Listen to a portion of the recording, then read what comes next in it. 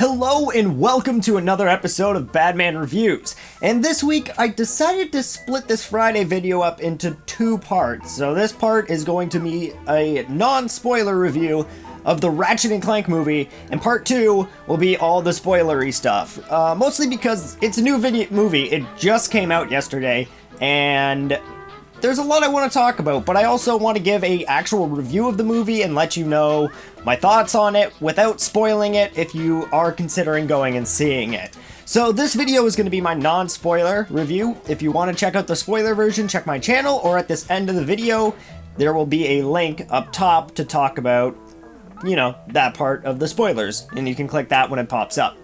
Now, I want to start off and say, they did a really good job with this movie. To be blatant with you, they did a good job. There's a lot that they missed, but I'll get into that in a moment. First off, the animation is, I don't know the best way to describe it. It doesn't look the greatest, but comparing it to PS3 and PS2 graphics that we're used to seeing, it's better, but when comparing it to movie quality, it's on the line of not being amazing.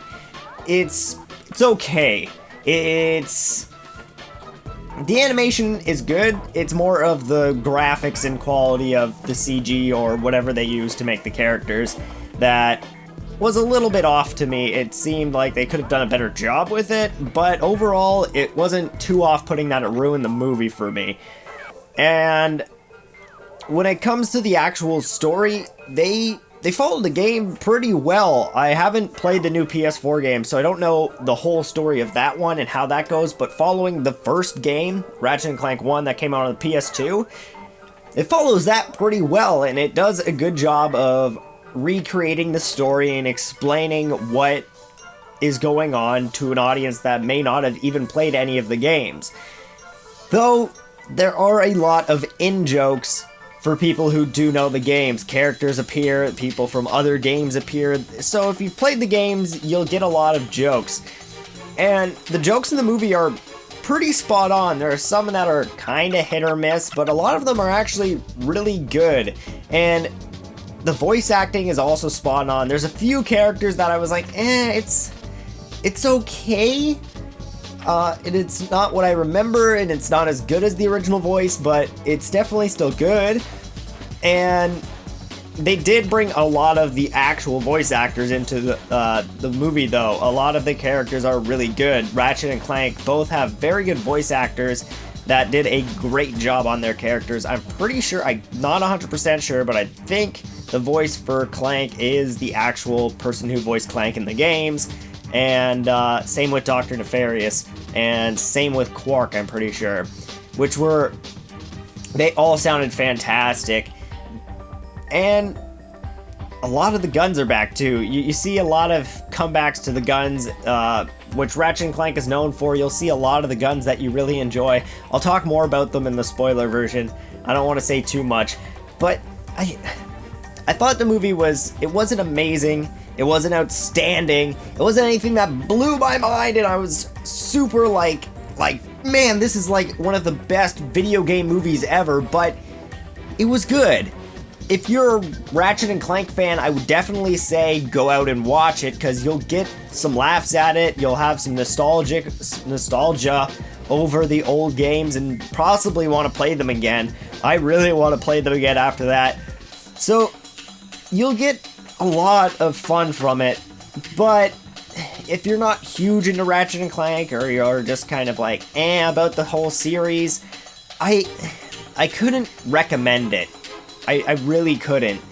It's, like I keep saying, it's a good movie, it's nothing amazing, and it's definitely better than the Rotten Tomato scores it's been getting. I think it has a 23% on Rotten Tomato, and it's definitely better than that. Much, much better than that. If I had to rate things, which I totally hate doing, I would probably get it somewhere in, like, I don't know, a C. Almost a B, maybe like a C+. So like, you know, like 60 69%, 68%, somewhere around there. It's not quite like a B, like a great movie, or it's not like a great movie. It's just, it's good. It passes. It's all right. I enjoyed it. I laughed a lot during it, and as a fan of Ratchet and Clank, it was definitely worth it. It was definitely worth the money that I paid for the ticket. So I would say, go check it out. They did a lot of interesting things with the series. They changed some stuff. They added some things. I'm interested to see what they do. That's what I want to say, is that if they do make another movie, which I hope they do, I hope they kind of continue the Ratchet and Clank series forward, because it's a great series. It's funny, it has amazing characters, it has so much cool stuff in it, it's got a huge universe to explore.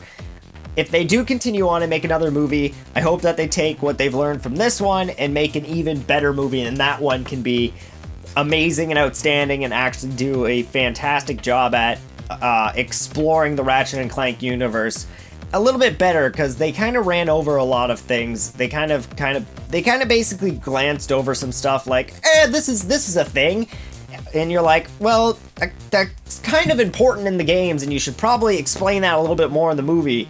But they're like, no, that's a thing, okay?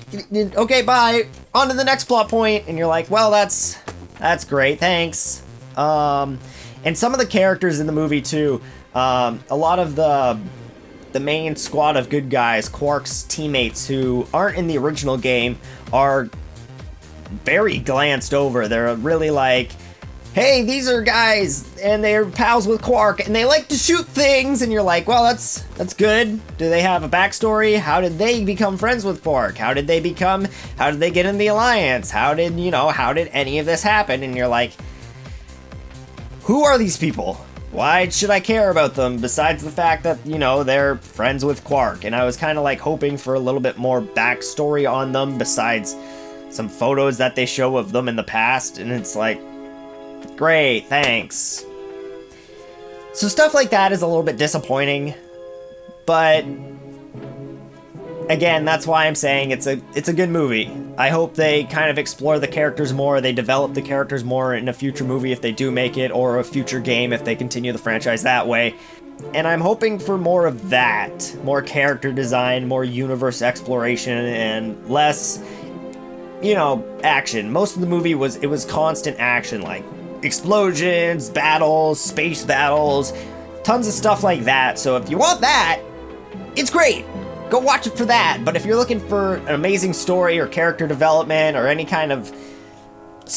like that, you're going to be missing out, besides one specific character who does get a pretty good amount of character development, I have to say, which I'll be talking about in the spoiler version.